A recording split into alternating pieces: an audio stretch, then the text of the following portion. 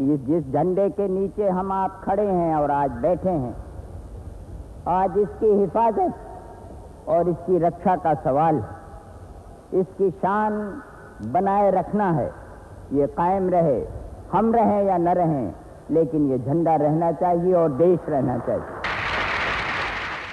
लाल बहादुर शास्त्री, एक ऐसा नाम जो लोगों की यादों में धीरे धीरे धुंधला पड़ता जा रहा है। वे बहुत कम समय के लिए देश के प्रधानमंत्री रहे, पर इतने लोकप्रिय हुए कि देखकर आश्चर्य होता है। 2 अक्टूबर सन 1904 को गंगा की पावन भूमि और भगवान विश्वनाथ की नगरी काशी में शास्त्री जी का जन्म हुआ। पिता बचपन में ही चल बसे।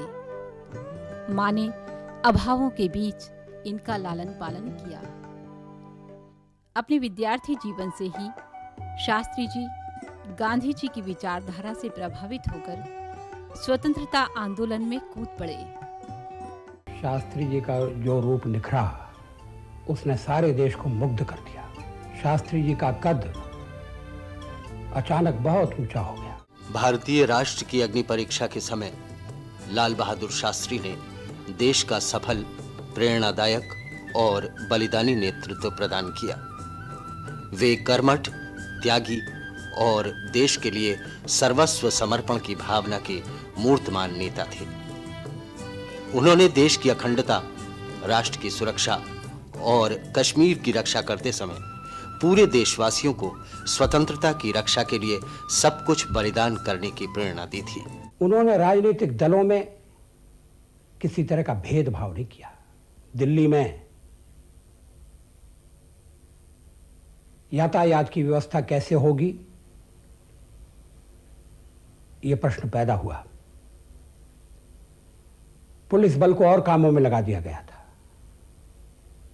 उन्होंने स्वयंसेवक संगठनों से सहायता मांगी और स्वयंसेवकों ने दिल्ली का ट्रैफिक संभाल लिया। पंडित जवाहरलाल नेहरू के निधन के बाद शास्त्री जी देश के प्रधानमंत्री बने।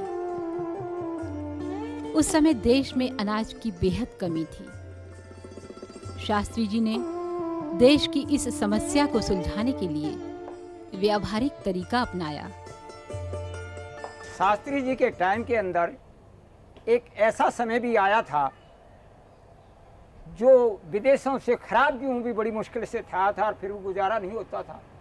तो शास्त्री जी का नारा ही नहीं, एक ऐतिहासिक नारा था और उसने ये देखा अब देश की क्या हालत है, बिराने भरोसे पर जिंदा नहीं रह सकते। उस वक्त उसने बड़े ध्यान से जय जवान जय किसान का नारा दिया। देश के लिए वह संकट का समय था। पाकिस्तान ने कच्छ के रण में हमला बोल दिया।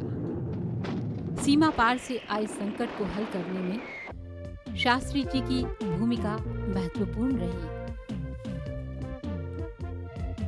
हम लोग हलवारा एयरबेस पर उतरे, तब मुझे पता चला कि हम तो लड़ाई के मैदान में। मुझे उस समय इतनी खुशी हुई जब मैंने बरकी पुलिस स्टेशन पर अपना तिरंगा प्यारा झंडा देखा।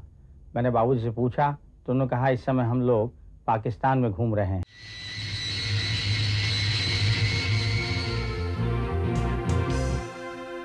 अगर तलवार की नोक पर या एटम बॉम्ब के डर से कोई हमारे देश को झुकाना चाहे, दबाना चाहे, ये देश हमारा दबने वाला नहीं। तो एक सरकार के नाते हमारा क्या जवाब हो सकता है सिवाय इसके कि हम हथियारों का जवाब हथियारों से दें।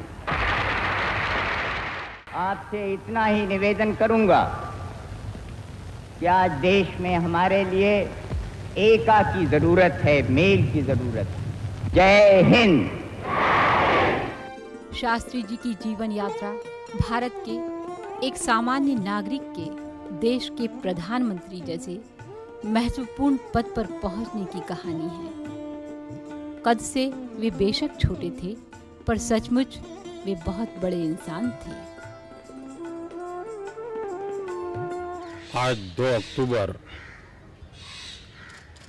पूज्य महात्मा गांधी की और लाल बहादुर शास्त्री जी की जयंती का अवसर है।